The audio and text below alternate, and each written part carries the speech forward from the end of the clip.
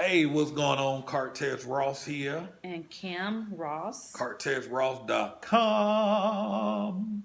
Um, Making a lot of emails. People wanting to know the process we took in terms of planning. How long did it take us to research? How long did it take us to plan before we pulled the trigger to bounce? And for us, literally, I mean, it was like 2 weeks. Yeah. It didn't take us months or a year or two to go. 2 weeks later, we were gone. Yeah. Oftentimes, the emails that we got from people were, I've been planning for a year. We want to move abroad. We want to travel. We've been talking to, we've been planning and researching for 3 years. To me, it don't take 3 years to research. You gonna go Or you're not. or you ain't. And I get it. And keep in mind, we going with 3 kids. Um, but I guess we'll give you the backstory on how all this started. For 15 years we've been talking about traveling abroad. Never really looked into it. Never did much research. The idea of it just sounded great. As an internet marketer, I'm surrounded by people who travel all over the world, and so I would come back home from a conference and said such and such. They lived in China, in Thailand. Such and such lived in Costa Rica. Maybe we need to go to Costa Rica. And so, just the idea of it sounded great, but we never really did anything about it. Last year, our 16-year-old applied to be an exchange student at the school, and she was accepted into that program to go to Turkey initially before that coup went down, and then they changed her assignment and sent her off to the Czech Republic. So while getting her prepared, she was raising money. We had to get a passport together. And when she went to go get her passport, we determined that, in case we go visit her in the Turkey at the time, we all need our passports. So we went and, got all our passports together for all the kids. And so that kind of got the wheels turning a little bit, but nothing really concrete and solid. Um, Until 2 weeks before she was scheduled to leave, which was in September. yes, And we were out of there. We sold everything, gave things away, and the stuff that we did not sell or give away, we just tossed. And we were on the road. and let me backtrack a little bit. So she had all summer. Before school ended and all through the summer, she had plans to go to Turkey and then the Czech Republic. So we were still entertaining the idea of going somewhere, just really didn't know where, and really didn't take it seriously until, like Kim said, near the last 2 to 3 weeks before she was ready to go, we decided to pull the trigger. Now, fortunately for us, we were renting a house on Amelia Island in Florida, and our lease had expired, came to an end in January. So from January all the way through September, we were on a month-to-month lease, meaning we can go anytime. So, right around the last 2 to 3 weeks, I started doing some numbers. I was like, man, you know what? If we travel, I mean, we're paying a couple $1,000s a month for the house that we were renting. And, I started factoring in the office that we had, a couple $1,000s a month there, Utilities. utilities and all that stuff. Now, I couldn't get out of the office lease. I'm stuck in that thing for 3 years. But when I started breaking down the numbers on what we were paying on the rent at the house, the utilities, the upkeep and all of that stuff, and I started doing a quick research online on Airbnb, I was like, man, we can go find a house in Montreal for $1,000 a month. And it made sense. And it actually made sense. So it was actually cheaper. Exactly. Montreal was our first stop. So And go ahead. yeah, but no. But So $1,000 a month, I was like, wait a minute. So we can go to a foreign place, $1,000 a month, includes all the our utilities. utilities. That's how it was on the Airbnb. And I was like, man, we'll save money by leaving. Hmm. So that was literally probably about 3 weeks prior It to. was a no-brainer at that time. Hmm. It was an absolutely no-brainer. And I know like a lot of you guys feel like you need to be planning. It's been like 2, 3 years, and just do it. I mean, it's never going to be perfect. Just do it. Hey, because if you spend that time planning and trying to get everything perfect, then you will never go, and you never go. You just stay right there where you are. I mean, do Yeah, you want to add to that? and Airbnb made it simple. $1,000 a month. What we found was Montreal. We wanted to play it safe, go to Canada, and of all the provinces in Canada, they have Quebec, they have Ontario. Um, Vancouver. so Quebec, well, Montreal specifically in Quebec, was the of all the places in Canada, that was the cheapest place to go stay. And And so, it was French too, so everyone there spoke French. So it was like we were still out of the states, but we really wasn't because it's so modern. I mean, it looks just like being there, but just like everyone speaking French. And so like he said, have we played it safe? French was a bonus. The rationale was like, man, the kid can learn French. We'll stay there. The plan was to stay for a while. Um, but got there, hated it, rolled up out of there a week later. Um, People, I'm not gonna talk about it, but um, He didn't like it, but I will say, go and experience it for yourself. So don't take his word, don't take mine.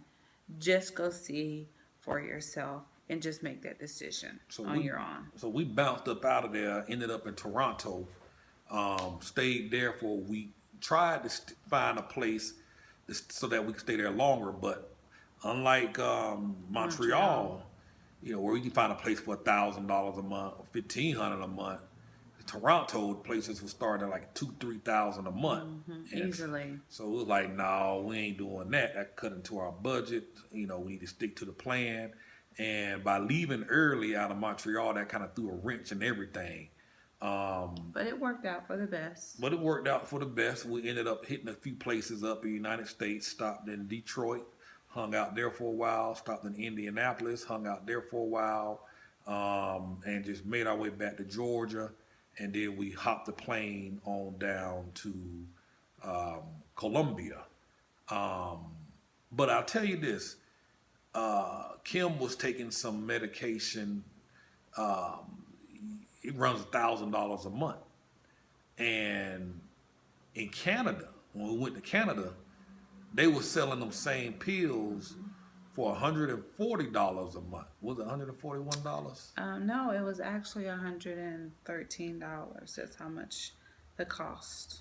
So that kind of started opening our eyes into a little bit of more things like, wait a minute, why are they charging 1,000 Exactly. when you get the same thing for $100 in Canada? So we started seeing some benefit. Now, the thing about Toronto, it's the biggest melting pot It really that you is. ever seen. Um, we walking around the mall and seeing Muslims in their full garb, and I'm talking about white, blonde hair, blue eyed Muslims. Now, you watch the news long enough, they'll have you believing that all Muslims are from the Middle East and dark skinned Arabs and crazy. I mean, we seen races of every kind. We really did. It was the most amazing thing to see with your own eyes. I'm seeing a Vietnamese guy dating a girl from Bangladesh, an Indian. And the air was just totally different. It was it was like no tension. Not I mean, it's just a different vibe like all together. You just have to go again. Go and experience it for yourself. So turn off the TV, the news, and get out and experience it for yourself. But I promise you, like he said, it was a huge melting pot. It truly was. And I'll say this, so even though we left Montreal early, tried to, went to Montreal, went to Toronto, and tried to hang out there longer. Our whole thought process was, what's the worst that could happen? The worst that could happen is we can come back home Exactly. if things didn't work out. And so we fundamentally believe that we can come back home. And so for us, that kind of gave us a little bit of relief in knowing that we can always come back. But like I said, once we got there, didn't like Montreal. I didn't. Got to Toronto, thoroughly enjoyed it. Wanted to stay, and so that kind of rejuvenated us to say, okay, let's continue on. Right. So go ahead. Because there was one point where you was like, oh, let's just go back, and I'm like, no, we done sold everything, gave stuff away. No, we're gonna do this. And I'm glad we did. She said that story a couple of times, but that's not true. Yes, it is. You said that. I wasn't coming back. So anyhow, so we went to Georgia, bought some plane tickets, and came on down to Florida. Colombia. Flew out of Florida, and again, when we checked into a hotel. We didn't have a place that we were gonna stay in. We didn't have an apartment. We got to the hotel, said, we'll figure it out when we get down here. Donna, that we met a couple online, Donna and Mitch. They had a young lady, local young lady that they started working with named Anna. They said, hey, I got a girl who can take y'all around and find an apartment. So we hooked up with her, and we got an apartment. So we was in the hotel. We checked into the hotel Friday night. And that Sunday, we were moving out of the hotel, and we had a place. So Anna was a huge blessing. She cut our learning curve in half. She translated on our behalf as far as the lease, because it is written in Spanish, and neither one of us speaks Spanish fluently. So, yeah, I mean, it was a pretty easy process because of her. So we just showed up. We just showed up, and things worked themselves out. It really did. And again, the idea was living here. Worst case scenario. If we didn't have Anna, Airbnb would have been another option. I'm seeing houses on that thing, the condos on that thing. Again, $700 to $1,000 a month. Cheaper than what we were paying in Florida, so we were saving money. Now, once you get here and start working locally, you can find even better deals, $500-$600 a month. But again, that's a process to go through. And Mitch and Donna, they're putting together a program that's going to break all this stuff down for you, for those of y'all that are trying to perhaps come here. But they saved us a lot of headache and a lot of grief. I don't know, we would have figured it out. But it would have taken us a lot longer. So we got here, and within 2 days, we had a place. So it really worked out. Yeah, and so and the reason I bring all that up is, what's the worst that could happen? We can go to Airbnb, find a place, and get a lay of the land and figure things out. So that's the worst that could happen. No matter which way we went, we were going to save money, and that's how we looked at it. Right. So we got here, we fell in love with the place, and again, the whole process was 2 weeks. We sold everything we had. Put stuff on Craigslist, put stuff in Facebook groups. What we couldn't sell, we ordered one of those big old giant 20-yard dumpsters, 20 feet dumpsters. And we threw, that thing was full. We threw everything in the trash that we didn't sell. Or give away. We didn't want nothing. We didn't. So everything we own fits in the few suitcases that we brought with us, 4 suitcases. Because it wouldn't have made sense to actually put stuff in storage and paying for it every month just for stuff just to be sitting there. And so we gave everything away, and so whatever we and just move forward So the with it. key is, you really just got to make the decision. Identify your objectives and your goals. Why are you leaving? And for us, we just wanted to travel and expose the kids to other stuff Exactly. and save some money, because I did a poor job managing the money, do poor job saving, poor job investing, for the future, for the long term. And so, we figured if we go abroad, find a place where we can just stack money, save, invest. This is our second chance. We have a business, several online businesses, and this is we can go anywhere we want. Um, but the key is we just finally made the decision, and I'm glad we did. Now that we've been to two places, Canada and um, Here in here, Colombia.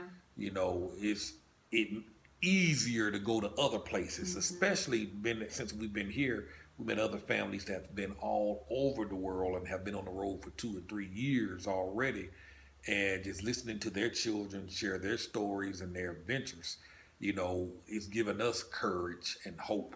Now that we got it under the belt, it's easier to go to the next place without fear. Right. You know, And the exposure for the kids, and it's just going to benefit them so much. So that's important, especially like if you have kids, and I think it's important to just expose them to what they see every day and hear people saying it's totally different. You really have to get out. and your family, your friends, they're gonna call you crazy. They're gonna think something wrong with you, and it's not that they have any ill will. I find, are genuinely concerned for your Hmm. safety. They hear all the horror stories the same way you've probably heard about the same horror stories. So they're genuinely concerned for your safety. But you can't live in fear. You can't let that. It's a whole nother world. I almost get the impression that our government don't want you to leave and go Exactly. see other places They don't. because this thing is crazy. It's unbelievable. Tell them, well, okay. So I have this condition. It's called IC, interstitial cystitis. So like every month, right before my cycle, I'm really flared up. Stress stresses me out. I mean, excuse me, flares me up. So basically, in the States, I go see a pain management doctor every month. My office visit I pay is $150. Just I go see this doctor just so he can write me a prescription for pain. So so I have been concerned, like, being here. Okay, I'm like, okay, I'm gonna start my cycle soon. I'm gonna be stressed. I'm gonna be like out of my excuse me my medication, and I don't know what I'm gonna do. So anyway, the other day I went to the pharmacist and I gave them my medication name. Of course, I gave it to him in like English, and she's like, "I don't have it." And I was like, "Oh yeah, I gotta translate it in Spanish." She's like, "Oh yeah, hold on a minute." Of course, she said it in Spanish, un momento. So she left, came right back, put it on the counter, and I'm like, ¿cuántos? She was like, 100,000 pesos, which is basically $30 here. I actually got that medication without seeing my doctor, no prescription whatsoever, and walked out. I was just so floored. I just could not believe that this had just happened. It's just unbelievable. So Yeah. I'm just, So a young lady that we met here, who went and lived in the United States for a while, hmm you know, when she went to go get some medication, went to the pharmacist. She's like, "Yeah, I'm here to get some of this," and they looking at her like, "Honey, you need a prescription for this." right. And she's like, "I need a what? A prescription? We just go to the pharmacist and pick it up." And apparently that's how they do things down here. I still have my supply of blood pressure medicine. So when I run out, so I'm anxious to see how that's going to work out. But, a friend of ours, son, had emergency surgery Oh gosh, a yeah. couple of weeks ago. And I mean, the kind of emergency surgery where they put you to sleep, where you see the anesthesiologist and they take you under, and, had surgery. And at the end of the surgery, now, no insurance, none of that, the total bill, $500. Yeah. That was the bill. Well, they charged her $600. Then she received a phone call and said they told her that they actually owe her money, which was $100. So it was only $500 for her son's surgery. I mean, come on, where does this happen in the States? When I first got diagnosed with type 2 diabetes a couple of years ago, I went to the doctor, blood sugars through the roof. I was in there a few hours, and they sent me a bill for 7 grand. You know what I mean? They didn't put me to sleep. They just gave me a few pills and some IV. They just bring my blood sugar down and a $7,500 bill. Mm-hmm. I mean, really? Now they did surgery on this child, emergency surgery, $500. Now, next week we got an appointment to get teeth cleaning, teeth exam, dental exam, teeth cleaning, and teeth polishing.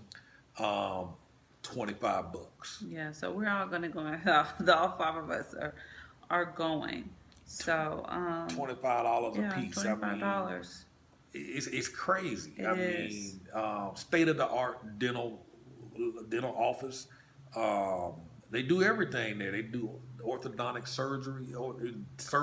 We want to price the braces and see what they cost for the kids.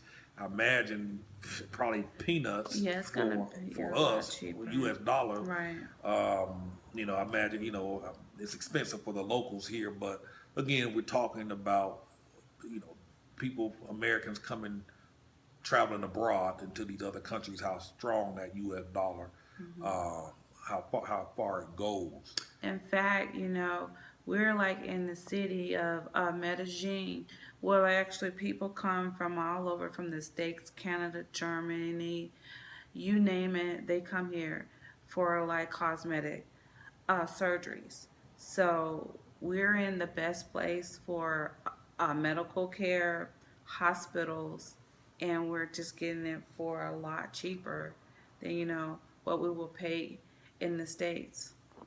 So insurance, health wise, we'll be able to get that once we get our visa paperwork taken care of and get our visas. So other opportunities and benefits will open up. But paying stuff out of pocket, I mean, it's cheaper than paying some of the co-pays that Exactly. you would pay back at home. But again, the key here is just make a decision and go. We've always went against the grain. I'm very big in personal development, read a lot of books, study some of the greats. Earl Nightingale, one of the best, has a program called Lead the Field. He also has another program called The Strangest Secrets. And, again, he talks about, it's all up here, mind development, developing yourself and becoming a better person. And one of the things he always said was the way of the majority is the average way. Mm-hmm. And he's always said that whenever you see everybody going that way, you're going to be better off 9 times out of 10 going this way. And so we've always went that way while everybody goes this way. We've done that when we made a decision to start a business. We made that decision when we chose different places we were going to live, just in the United States. And everybody thought we were crazy, especially for our business, our first business. Everyone thought we were just complete crazy and from a complete other planet or something. But you just cannot listen to everyone. You can't listen to them. And they, many times that craziness that they thought we were, that we validated that we were crazy because some of the businesses and stuff that we did was a colossal failure. So like, yeah, I told y'all it wasn't going to work. It was crazy. but we kept moving on. Exactly. You We know, didn't give up, and we didn't listen to those. And those who actually complain like, oh, they're so negative. They're just, what would you say they are? they Just, mean well, they just yeah, don't know any better. they don't know any You got better. to be careful Of, who you surround yourself with. that's true. You got to be careful, and sometimes you might have to get rid of family. And when I say get rid of them, I ain't saying disown them, but not hang around them, because that stuff they put in your head will cloud your It judgment will. and make you second guess yourself, make you think you're Absolutely. crazy. And you got to eliminate that. I have three core friends, three, and I can call them on and tell them anything and talk about anything, and they're going to build me up every time, even if it's crazy. Now they're truthful with me and they're honest, but they're not critical. They're not breaking me down. If there's an issue there, we'll try and figure it out together. Three core friends. That's all I have, because you have to be careful who's around you. We don't watch the news. It messes you up. Be, because if we continue to actually watch the news, we wouldn't be here today, and we wouldn't have, made the a decision to actually sell everything and just go, because we'll be living in fear and too afraid. But you can't do that. And in case this video shut off, I don't know how much memory I have on my phone. I'm just going to post what we have. So I just want to state that just in case we abruptly get cut off. But yeah, I mean, you just make a plan and roll with it. And just shoot it. I mean, just do it. Pull the trigger. Pull the trigger.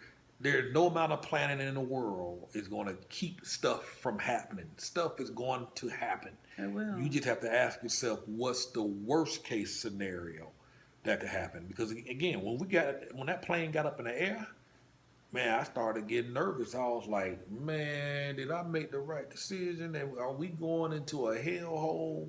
Are we going to get kidnapped? Yeah. But all the little few research that I'd done beforehand indicated that wasn't going to be the case. I had a lot of fear. I had a lot of doubt. I hadn't listened to what everybody else was saying. You can't listen. You can't listen to that. Talk to a few people that's already in the place that you're thinking about going to, and if it sounds like it's okay, it probably is. Fear keeps more people from doing things.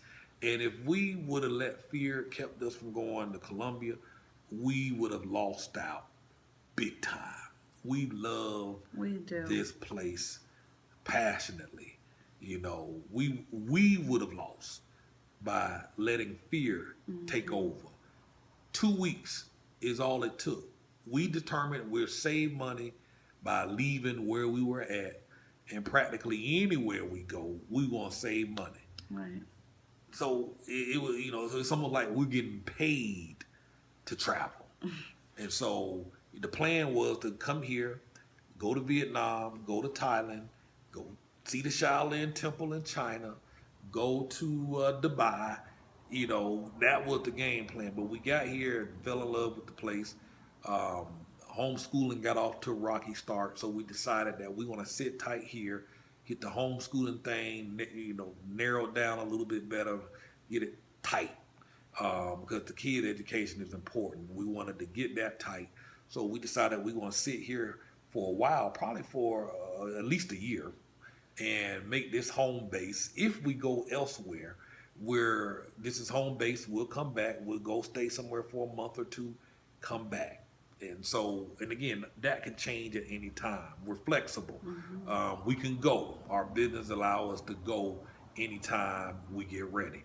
We've always viewed the glass as half full, while everybody else view the same glass as half empty. Right. There's opportunities everywhere.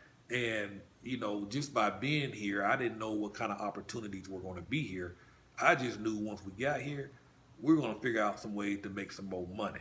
And, it's so many things, so many ideas that I got, so many opportunities that we've been presented with. I don't even know where to start. So we just sitting tight, taking our time, processing all this stuff so we can make some pretty good, solid decisions on how we're going to move forward in terms of businesses, investments, other opportunities abroad and other places. Because again, once you get this under your belt, you become fearless. I was scared when them folks took us in them taxis. We had a lot. We had them suitcases, and there were 5 of us, so we had to go in 2 taxis. Right. I'm thinking these folks gonna kidnap us. I'm thinking God just get us to this hotel safely. I'm thinking, the guy on the phone, Americana, and just smiling. I'm like, man, why did Joker keep talking about Americana and looking at me with a big old smile? I'm thinking, man, these jokers about to get us. They done hit the jackpot. That's what I'm thinking. I'm thinking all I hear is Americana and some cheese. And I'm like, this don't sound good. And I'm just saying, see. He might have been saying, we're going to take you, we're going to beat you up, we're going to take all your money and throw you on the street. And here I am, see, yes, yes, good idea, yes. But again. But thank God our Spanish has improved a lot since we have gotten here. A whole lot. A whole lot. So coming to a foreign land where you don't know the language, the worst that can happen is most of the folks are going to help you out. They really are. Very friendly, and you're going to get better. We're better off 30 days later with our Spanish than we were 30 days ago. And 30 days from now, we're going to be even better and better 30 days after that. So you don't have to know how to speak the language, Yeah, because I've even found myself, especially last night, we were out and I was getting food and just the words was just coming. I'm like, yes. So, yeah, it's going to come. You stay in one place long enough and you really try to learn it, it's going to start coming to you. And before you know it, you're going to be speaking fluently. So that's what I'm betting on. So the stories we hear from other expats, and there's a lot of expats passing through. We've met a lot of them. So this is not abnormal. There are a bunch of people hitting the road, traveling abroad. I met so many single women that are going by themselves. Yeah. They're traveling by themselves. Now here I am. I'm a man, and I would have been terrified. But there are women going, and I see so many of them by themselves going all over the world. There's families going all over the world with children. 1 child, 3 children, 5 children. This is not abnormal. The funny thing is, once you get in, you're going to see how normal this is. It is. There's a bunch of folks doing it. This ain't new. Right. And there are a lot of Americans here that are actually professionals, and they have families with kids, and they're living right here in Medellin. So they came here just like us, traveling, loved it, and decided to just stay and make it home. So trust me, if this place was as bad as most people claim it is, there wouldn't be professional Americans with children moving here to this country. Single women with children. I just want to stress that. These are moms that are bringing 2 children with them by themselves. No man, no dad, just women with children traveling abroad, traveling all over the world. So again, this is normal. Once you get in on this side of it, you'll be surrounded by a bunch of other people that share the same thoughts, values, and ideas that you have. And it's so empowering to be around other people that are doing the same thing you're doing. They giving you tips, they're giving you ideas, they're telling you where to go, they're telling you where to stay, they're connecting you with contacts in the places they just left from. It's like a community. how to negotiate on uh, uh, uh, on like Airbnb. I mean, tips that we've got that we never even thought of. Hmm. So just by connecting with these families, I mean, it's awesome. Yeah. It really is. So pull the trigger. Don't wait another year. Don't Open your mind. don't plan for another 3 years. Just do it. Yeah, just do it. Just go. Find a place and go. It really is that simple. And the Um, worst thing that could happen is, hey, you don't like it, it didn't work out, whatever your like reasons are, you can always go back home. But at least try it because you never know. So yeah. that's So yeah. yeah, I don't know. I mean, I guess that's about it. I don't know. Many of you are trying to figure out the income side. How do you support yourself while you're on the road?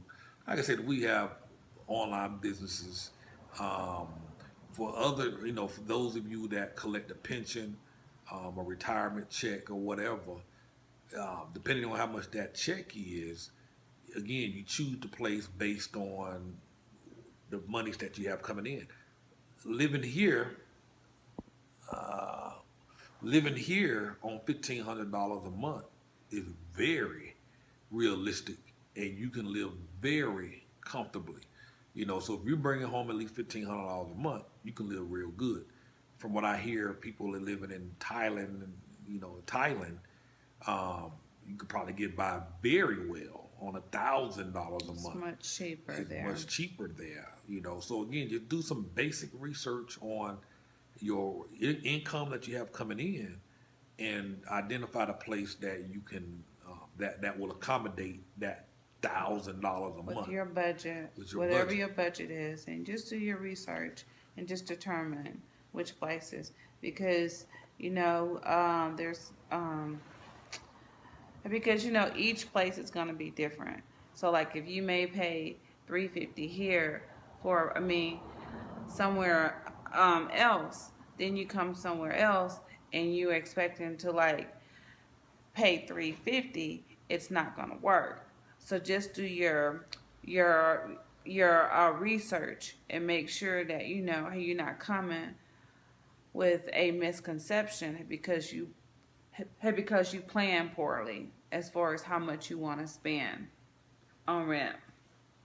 Yep, but that's in worst case scenario, particularly if it's only one or two of you, many people will open up their homes and they will rent you their bedroom, Hmm. and you can stay in there as long as you want. Right. Because again, depending on what country you're coming into, they rent you the bedroom for $200 a month. Now, $200 a month don't sound like a lot of money, but it changes their life Right. to collect $200 a month, and they allow you to stay there as long as you want. And the beauty with that is, they will take you around, they will show you around. You almost have like a built-in chaperone who's going to look after you while you're a guest in their house, and you can stay in these houses for 2, 3, 4, 5 months at a time. So if you're really scared, that might be a plan you can do. It again, you could do that on Airbnb. You can rent a room and stay. And some folks got a big house where you can rent 2 rooms. So if you have kids, 2 kids, you and the spouse can sleep in one room, and the 2 kids can sleep in the other room, and you generally have free reign of the house. But again, that gets you in. It gets you in with a local family that can take you around, talk to you, give you the basic customs, and they kind of protect you in a sense. Hmm. So that's the way to kind of get your feet wet, and whatnot. And they'll generally feed you. You probably pay them a few extra dollars to contribute towards some groceries, but again, that's another way in that's very cheap. So don't hesitate to share rooms. You can look at reviews on Airbnb, and look at reviews from other people who shared those rooms or stayed in that person's house, and they'll tell you what it was like. Right. So and for those of you that are looking for ways to create income so you can travel abroad, um, go to my website, cartesross.com. You can sign up get on my email list. I'm gonna start sending out information. I can help you package what you know and help you turn it into a digital course where you get paid. Now, I ain't gonna lie, it's not gonna be cheap, However, um, it's gonna be something that allows you to create an income so that you can go travel abroad and create the lifestyle that you want. You know what I mean? So it is an investment if you want to go that route. Then again, this is for folks that are looking for a way to create income that will allows them the flexibility to move about freely all over the world, and that's basically what we've been doing. We've been at this for about 20 years now. Um, this making money online is legitimate. There's a term now called that's been used called digital nomads. So these are folks that have digital businesses online, and nomads are people who wander and travel. So digital nomads, that's a term.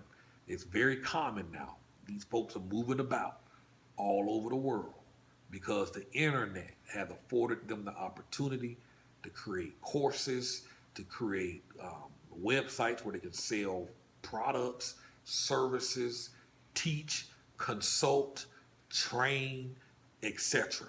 So whatever it is that you want to do, and at the end of and at the very end of the day, life shouldn't be about just working, paying bills, and you die. I mean, really. I mean, if you think about it, that is what most people are doing. So, I mean, life is meant to be enjoying it. So yeah, so if you have your business and then if you're making money online, you can travel and enjoy life. Because I know since being here, our stress level is down.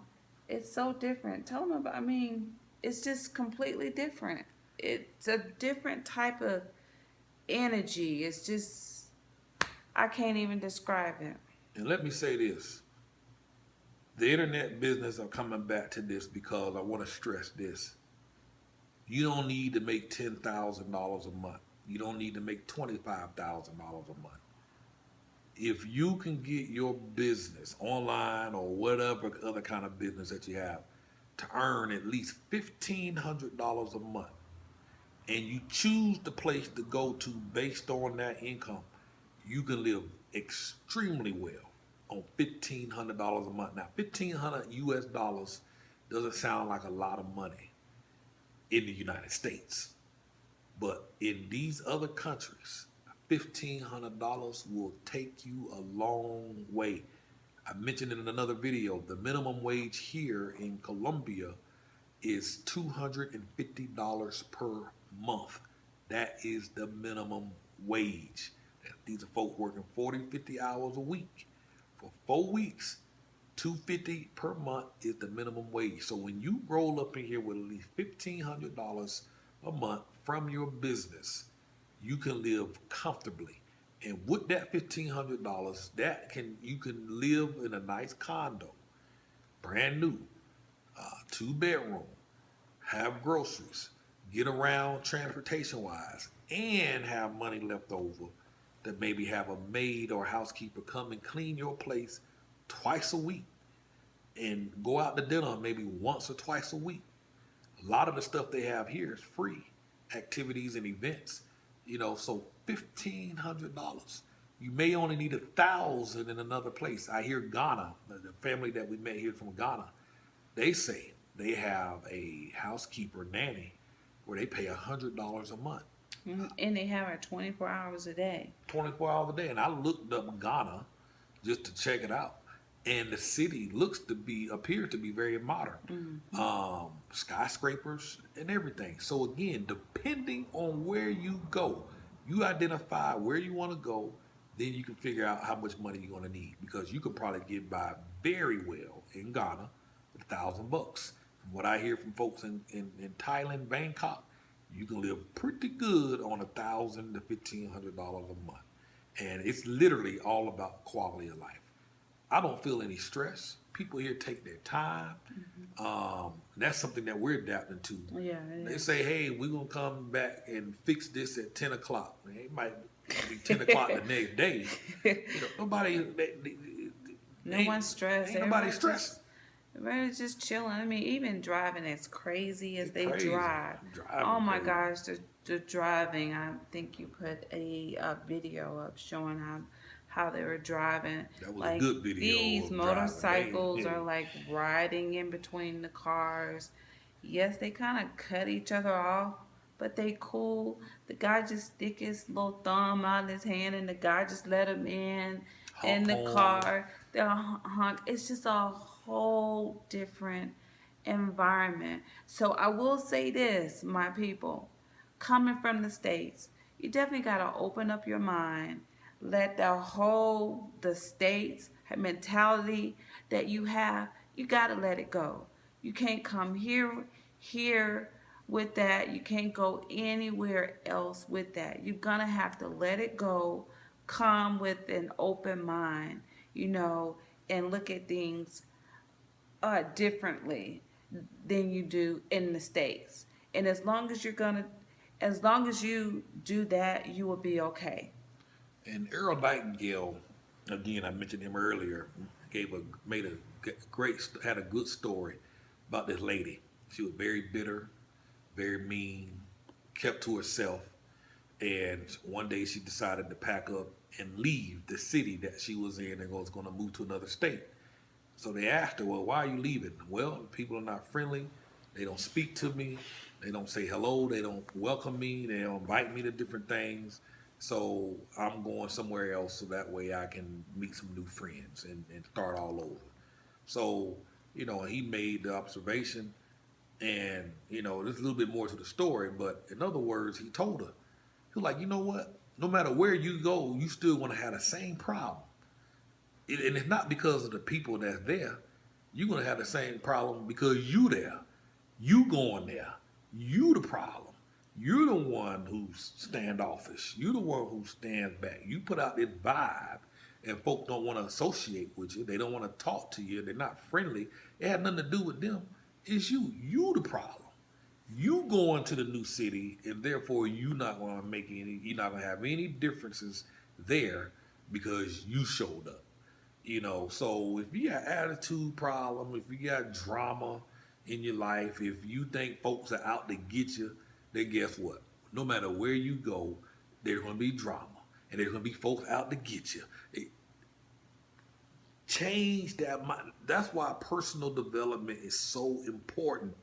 You got to develop that mindset. A lot of this stuff is just in your head. You got to develop you personal development is key. Get on my email list at cartezross.com. I'll send you some recommended reading. Personal development is everything. I spend a lot of money each year on personal development. It's important. It's everything. You literally are what you think. Everything that you have today is because of what you created from your mind. You have what you have now.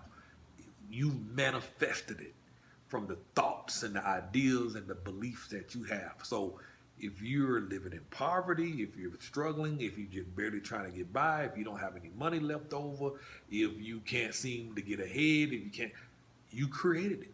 Mm-hmm. You created it. But the beauty is you can change it today by making different decisions. But you're going to have to learn from somebody else by way of a book. You have to learn because everything, you need new stuff in there. You can't fix yourself. You have to get something else in you from somebody else, from some other source. And books are a great place to start. You don't have enough knowledge to fix the current problems that you have. So I'm going to give you some recommended reading. Earl Nightingale is the best, but you got to apply this stuff. Personal development is everything to me. It's everything. My kids in the car, we're listening to motivational tapes and CDs and personal development stuff. It's seeping in their head. It's university on wheels. It's getting in them. Mm-hmm. They may not understand it, but it's getting in them. My kids think differently because of the stuff that we introduce them to, the stuff that they're hearing. We don't listen to crazy music in the car. We ain't listening to, you know, we're very careful on what goes in their mind, in their ears. You know, a lot of folk might consider them lame in school, but you know what? They gonna be okay. You know, I'm what's the word I'm looking for? I'm gonna indoctrinate them with what I believe they need to succeed in this world and be productive citizens to society. You know, that's my responsibility as a parent. Um, you know, personal development is everything. That's why we're able to move about freely, um, bounce at the drop of a dime, because our thinking is totally different. It's a mindset. This is a mind game. You know, the Bible talks about we live in a spiritual world, and all this stuff is spiritual. You know, it's a thinking game. You know what I mean? Set goals, map out a plan, and you roll with it. You don't wake up in the morning and just wander around daily. You know, so my battery's about to die, so we're gonna have to shut this off. Any final words? No, I'm just open your mind and don't take a long time to plan because it doesn't. Just make up your mind and just do it. And if you're gonna travel, make sure that you don't come with the drama and have an open mind and just roll with it. CartessRoss.com. CartessRoss.com. CartessRoss.com. Share this video. Other folks need to see this about going abroad. Share this video everywhere. If you're watching this from YouTube, subscribe to this channel. We'll be making regular updates. Pass this thing around to your friends. Let it be a motivation to others to let them see what's possible out there in this whole wide world that God created. We're out. Deuces. Peace.